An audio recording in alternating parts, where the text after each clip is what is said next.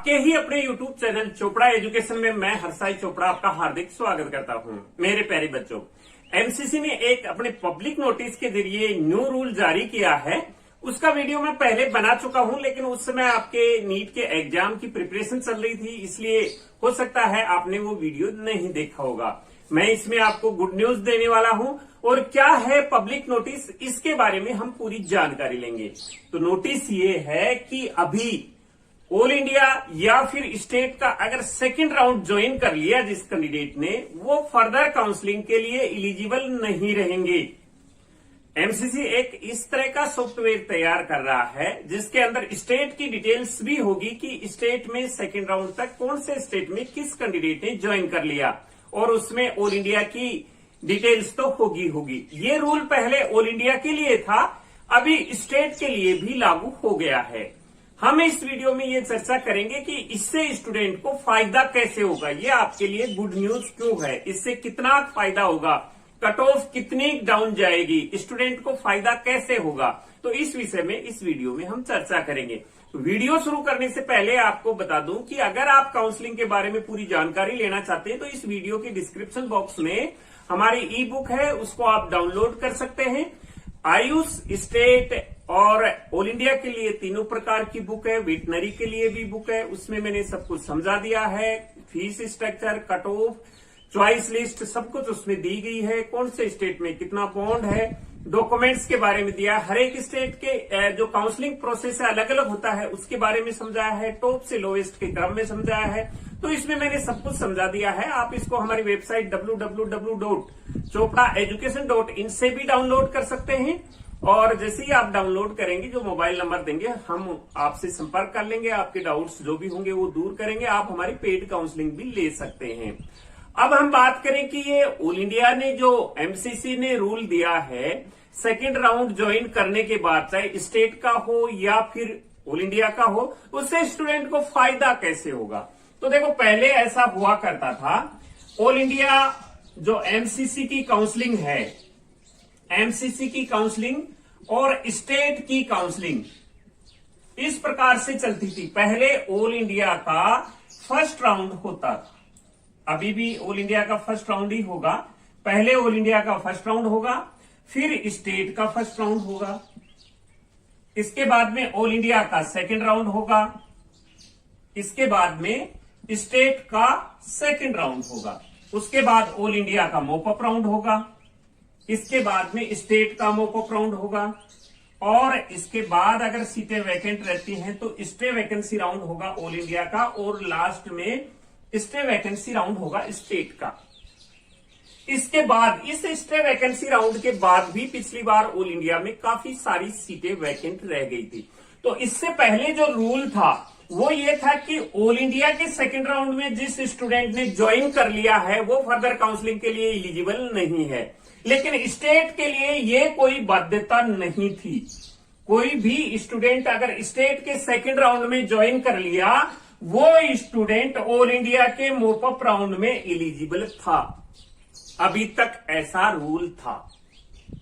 जब ये इसमें सेकंड राउंड में एलिजिबल है, जिसने स्टेट का सेकंड राउंड ज्वाइन कर रखा है, मॉपअप में एलिजिबल है, तो उसने एक सीट तो स्टेट की होल्ड कर रखी है और दूसरी सीट उसने मॉपअप में अलॉट करवा ली। एक ही स्टूडेंट दो सीट पर बैठा हुआ हो गया।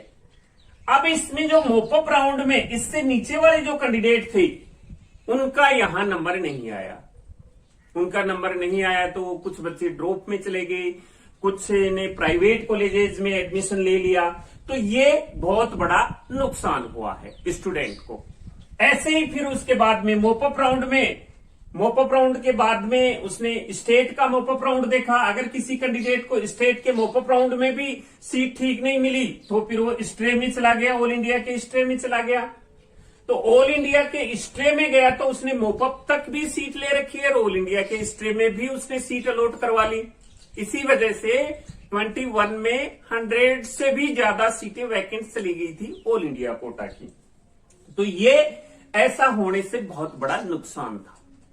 ये 21 में हमें ये खामियाजा देखने को मिला था। लेकिन अभी एमसीसी का क्लियर ऑर्डर ये है कि आप चाहे ऑल इंडिया का सेकंड राउंड ज्वाइन करो या एमसीसी का या स्टेट का सेकंड राउंड ज्वाइन करो, उसके बाद आप एलिजिबल नहीं रहेंगे किसी भी काउंसलिंग के लिए। इस साल के लिए किसी भी काउंसलिंग के लिए एलिजिबल नहीं रहेंगे। तो जिन कैंडिडेट ने सेकेंड राउंड तक ज्वाइन कर लिया स्टेट या ऑल इंडिया में, वो मोपअप में पार्टिसिपेट नहीं कर सकता। तो मोपअप में पार्टिसिपेट वो नहीं करेगा, तो उन्हीं कैंडिडेट्स को सीट मिलेंगी जिन्होंने अभी तक सीट ज्वाइन नहीं किया है। तो इसमें स्टूडेंट को बहुत ज्यादा फायदा होगा, सीट ब्लॉक नहीं होगी। एक ही कैंडिडेट स्टेट में सीट लेके बैठा हुआ है, वो ऑल इंडिया के मोपअप में अप्लाई ही नहीं कर सकता। वही कैंडिडेट अप्लाई करेगा जिसको अभी तक ऑल इंडिया के सेकंड राउंड में या स्टेट के सेकंड राउंड में सीट नहीं मिली है। तो ये बहुत बड़ा और अच्छा रूल है। मैं तो सोचता हूं कि इससे सीट ब्लॉकिंग वाले चांसेस नहीं रहेंगे। यहां पर एक थोड़ी सी प्रॉब्लम ये है कि ये तो बात होगी सीट ज्वाइन की, लेकिन अगर किसी कैंडिडेट को सीट अलॉट हो जाती है सेकंड राउंड में और उस पर वो ज्वाइन नहीं करता है, सेकंड राउंड में सीट अलॉट हो जाती है और वो उस पर ज्वाइन नहीं करता है, तो फिर वो फर्दर काउंसलिंग के लिए एलिजिबल है। मान लो किसी स्टूडेंट को सेकंड राउंड ऑल इंडिया के सेकंड राउंड में सीट अलॉट होगी, उस पर उसने ज्वाइन नहीं किया तो वो स्टेट के सेकंड राउंड में जाएगा। अगर किसी कैंडिडेट को स्टेट के सेकंड राउंड में सीट मिल गई, उसको ज्वाइन नहीं किया, तो फिर वो ऑल इंडिया के मोपअप में आ सकता है। यहां पर उसकी जो सिक्योरिटी मनी है वो फॉरफिट होगी। सिक्योरिटी मनी कितनी है? वो एमसीसी के केस में नॉर्मल है, यूआर कैटेगरी के लिए 10,000 है और ओबीसी के लिए और SC/ST के लिए ये 5,000 रुपीज है। तो ये सिक्योरिटी बहुत ही कम। अगर ये थोड़ी सिक्योरिटी बढ़ जाती है तो यहां पर भी सेकंड राउंड में सीट लेने के बाद में स्टूडेंट सीट नहीं छोड़ेगा वो, क्योंकि उसकी सिक्योरिटी मनी फॉरफिट हो जाएगी, इसलिए उसको सीट छोड़ने का डर रहेगा, वो सीट ज्वाइन करेगा ही। तो ये अगर सिक्योरिटी मनी थोड़ी सी बढ़ जाती है तो उसके बाद में एक और ये चांस भी रहेगा कि सीटें सेकंड राउंड के बाद वैकेंट ही नहीं रहेंगी और सेकंड राउंड के बाद सीटें वैकेंट ही नहीं रहेंगी तो कट ऑफ डाउन आएगी।